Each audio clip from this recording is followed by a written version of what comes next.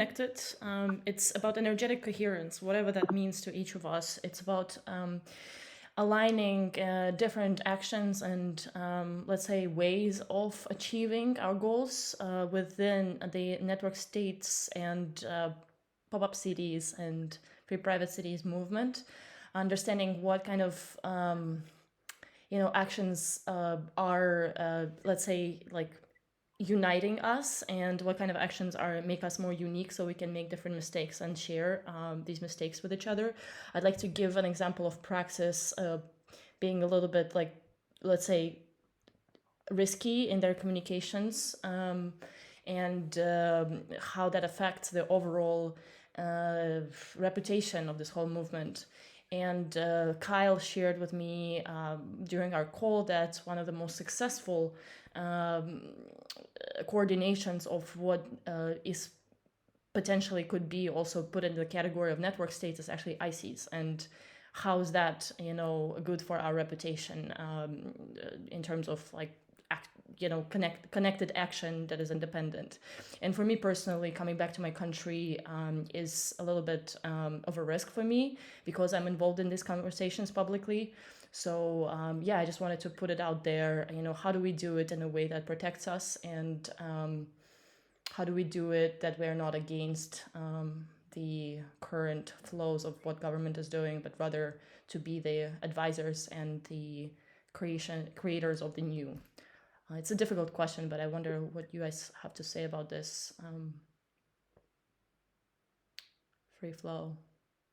Anyone? I mean, I'm happy to jump in there. It's like, I think we do need diversity and controversy, and some people doing out of misguided motives and sort of having their own and being attached to certain things or misguided. But also some people may be doing it very intentionally to draw this out into the open and to have this conversation into the open, to be able to process these things and these ones. And it's very complicated from an outsider's perspective to know, like, actions only tell us part of the story. So there's a lot about the people's motivations that we don't actually understand. Is like the why behind the actions. We can try to understand, but we can only do so from as far as we can know them or have enough insight and data points, right? So again, this diversity thing, even democracy, like, I'm Romanian. We had a very recent case in Romania where the presidential elections were canceled by the Supreme Court because of a rapid rise of the far right due to TikTok campaigning and like some manipulation, I suspect. But and that's the play of the liquid democracy in terms of like if you agree that this is the best mechanism that we have, it would allow that those aspects to actually have a voice and actually emerge. And then how do we build some systems that allow people to be people without being able to wreck the whole thing, right? This is why I was saying, in terms of coherence, is sort of suppressing never actually works, because it pushes it down. But how can we express it in a constructive, in a safe, in a good way? How can we realign and sort of that drive, that energy that exists there, that has a reason and purpose, try to understand, and how can we express it in a way which serves versus a way which is destructive? And because this is Aries week, it's like, precise application of chaos. How can we actually work with chaos in a good way?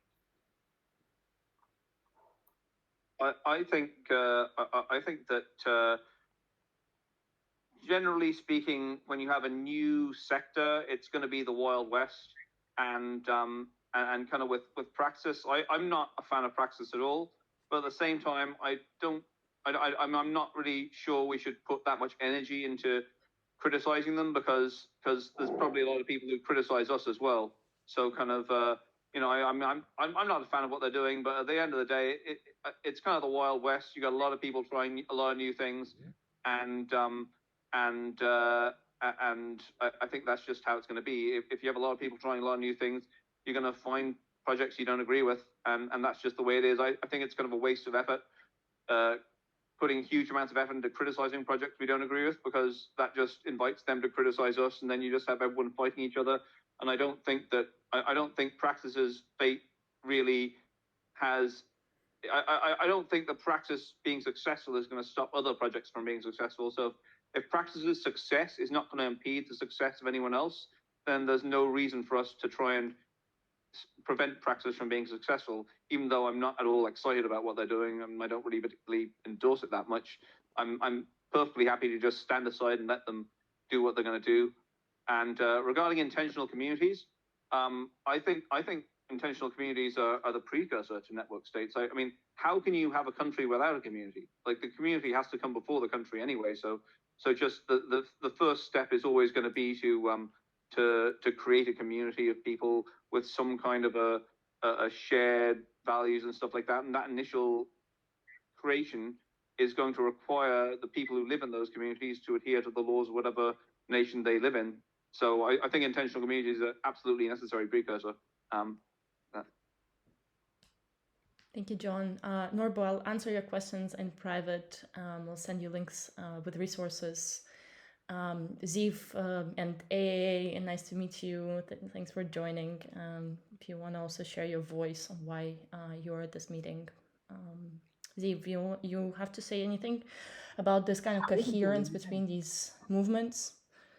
Yeah, we can chime in with John. Like, I mean, on a more sort of like, on one level of like, oh, what's going on right now? It's like, you know, you have Argentina, you have Juan Benet's Crecimiento, which is like 2.5 years in, and they are dominating. I mean, if you pay attention to their telegram, they're a force. He's got a special economic zone he's setting up. Like, really, it's just a legal sandbox that the government's giving him, and that's a community because it's in Buenos Aires, and they have just a lot of people that are on the same page, and some of them are even living next to each other in Buenos Aires. Some are farther away in Buenos Aires. So I think that's getting pretty serious, and like it will take more and more of the limelight. Like, meanwhile, what's still happening is you have Edge City, which I was at in Thailand, and I'm still in Thailand, and they're kind of LARPing around, pretending that getting a few $million or whoever they got that money from is going to make them a community, and it will not. I like them. They're great people. I'm on their Telegram. I'm still in touch with them, but it will not make them a community. They're pretending to be something that they're not, and they have value, but it's just not good to pretend to be something you're not. They're not capable of shifting their business model, which is a simple for-profit business model, because it's a tourism model. And most of the crypto industry that likes to talk about community is about bouncing between conferences, which is cool. I've bounced between conferences. I just don't call it community. And then they find sponsors, which are large companies, to sponsor hacker houses or groups of, you know, usually low paid coders or no paid coders to live somewhere. That's the model, and it is what it is. And it's important to just say it for what it is so that there's no beating around the bush. That said, like John, yeah, real communities, intentional communities, always, like Rudolf Steiner, a lot of the great thinkers in the 20th century that were Western came back to the same principles of everything that everybody comes back to, East, West, everybody. It's about education. You have to have a schooling system and a university system for the community's younger people. And now that we have AI and all this other stuff, thinking about how to make education implicitly part of adult life and part of everything, and not necessarily monetized into degrees like our Western secular humanities system has done to us, so that everything becomes a, you know, sort of certificate, right? If you're making it a community, it's like, no, you want to upgrade what the community has and offers and does, not what it sells as indulgences or as certificates. There's room for trademarking and there's room for reputational, you know, sort of certification, but that the model of sucking money out of people for essentially training them for knowledge as well as skills and apprenticeships and all that, I mean, I think it needs to be fundamentally upgraded. I think it is being upgraded, and I think that's the real future of any network state, if it ever comes to exist, is people starting to think about this stuff as a sacred thing, as like a real thing, like, oh, here is our way of life. This is our value on how we teach people and learn together. So anyway, you know, that's all I have to add. Okay. Let's move on to that concept of sovereignty. And you mentioned Argentina, Ziv, and we have Prospero, of course. But then, do we need sovereignty? Do we need, you know, our own land? Do we need to have agreement with the governments, or should we like kind of like think more towards that coordination narrative where things are happening more naturally within a certain groups of people, and then we decide what can be done with whatever results and learnings we have. For example, set healthcare systems that are shared potentially, education systems that are also shared between different, let's say, network state initiatives, and then we can like kind of grow into something more, let's say, solid to offer to the governments. Do you feel that sovereignty is needed at this point? Who wants to me, take or it? who are we, Anyone wants or to do we take just it go- first? We can start with you, Ziv. Yeah, I mean, look, I think it's pretty clear that like it's, you know, there's this split, right? There's people who think the sovereignty comes first, and like guys like Patrice Friedman, they want to buy something. Balaji wants to buy something, you know, and they're trying, but the reality is like talk to any, I mean, the people I know who are like kind of big wigs in New York real estate, like they'll just tell you, you know, that's silly. If you want to have a lot of people in one place, just buy something, and by virtue of having a lot of money, the local governments will just cut a deal with you. They just won't call it sovereignty, but you get tax incentives, you get all the things you need to be successful. And so if people want to live together, the real question is like where. So with Crecimiento, it's almost like, you know, with like Yafo 100 years ago with the Jews, like they just started buying land outside Yafo. You don't have to buy necessarily property in Argentina in the middle of Buenos Aires, but if you're in a city and you're in a proximate area, you're sort of creating a settlement pattern, and that can turn into something more, right? Like in New York, it turned into, for the Jewish people, it turned into Williamsburg, and you know, then you have like an actual sort of almost territorial dominion. Like people have their own neighborhood, and then it becomes really, really, really. There's massive network effect, right? Like people can start having their own hospitals and their own like local. They're not police, but there's like, you know, you have a few guys just walking around, then it's much easier to keep things safe, right? And they have to be within a certain proximity, basically, because people walk. We're not, you know, robots flying around. You really do have to think about how far the distances are. But then the question is, what cities? You know, plural, right? Like, you know, cities are expensive. So if people want to do things, they have to buy land. They can't be like renting hotels and renting Airbnbs, because then the money just gets sucked out of the community. You have to own your own stuff and be able to maximize the utility of it. You know, in many cases, you know, people don't like when there's like illegal cutting up of apartments to fit more people in them, but like people make do. You know, like that's sort of what happens in these situations, and that's why it's so much better to own your own property than it is to rent it from someone or rent it from the government, because you're always under someone else's thumb. So the real sovereignty is just basic ownership of your property, and you do as much as you can with it. And I think that's pretty obvious. So that's why, like, I like Edge City, but you can't call these things that travel around the world communities. They're not. They don't have their own ability to upgrade or even stay in one place. And until they do, they shouldn't be properly like advertising their sort of communal intentions. They're just experiments. They're fun, whatever. But their overhead is just way too high to be anything near community. Community has to keep overhead down. Self-control, I think, is the ultimate sovereignty, the ability to control oneself with one's people before, you know, complaining about, oh, there's a government or there's somebody above us. I think that comes later. Thank you. I think that I think it is important to have locations in multiple countries. I kind of like the idea of timeshares. I'm not sure how much of my network policy thing you read, but I really like the idea of having timeshares in multiple countries. And like again, sort of, I guess, agreeing with Steve's point, ownership is important, and keeping overheads down is important.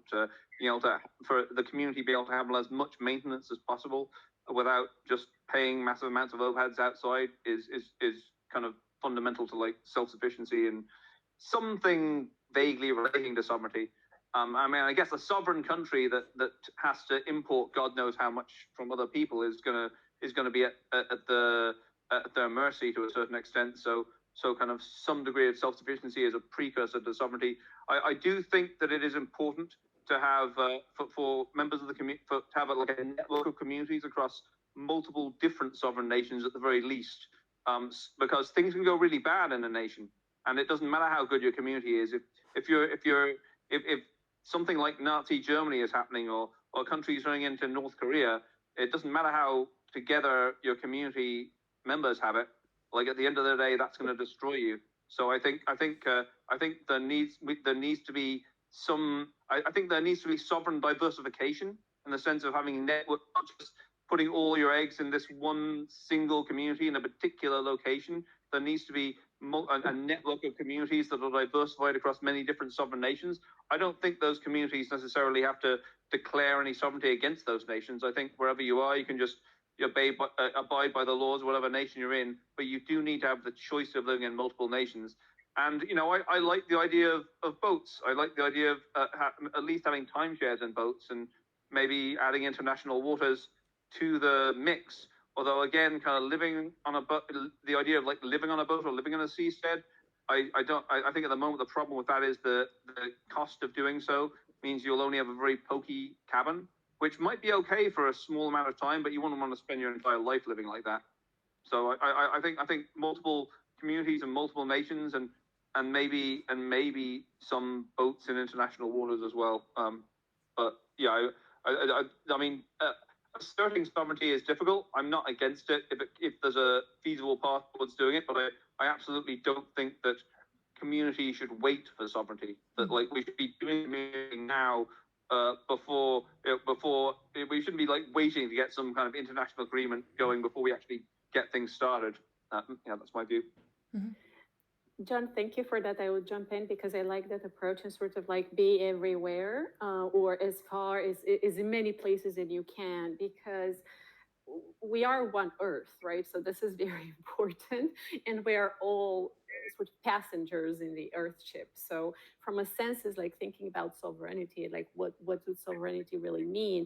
We can speak about the individual sovereignty in terms of my freedom of thought and action and personal agency, and like the like my ability to act as an individual, and that's very important. And at the same time, traditionally, sovereignty has come from the connection to earth and the land and to the connection to spirit. So that those were two combined aspects of sovereignty, and that legitimacy emerged from bonding with the land and sharing that like relationship with the land and taking care of the land. So this is something I would like to sort of invite discussion and thought a little bit more in terms of just saying, being very strategic and very sort of like masculine oriented, like very rational about, okay, what are the best strategic places for me to be in. There is another component that is like that wisdom that's accrued over generation in terms of like, we have the special relationship with the land, and we draw power from being and from our lineage and from being on the land and taking care and having this symbiotic relationship. So we do have to have both and like bring those two together, and then it's going to be both strategic and like well advised and being careful of the risks and avoiding leaks and everything and building that momentum. And it would sort of have the legitimacy, the inclusivity, and sort of not leaving people behind or not ruining things, moving always to another place and another place and seeking a better place and a better place. Yeah. I like the idea. I like the idea of moving between several different places. Like kind of I don't want to route. I don't think we should just forever wander from one place to another to another to another. But like rotating between A, B, C, A, B, C, A, B, C in several countries. Like in terms of like bonding with the land, I think it's worth mentioning that Aborigines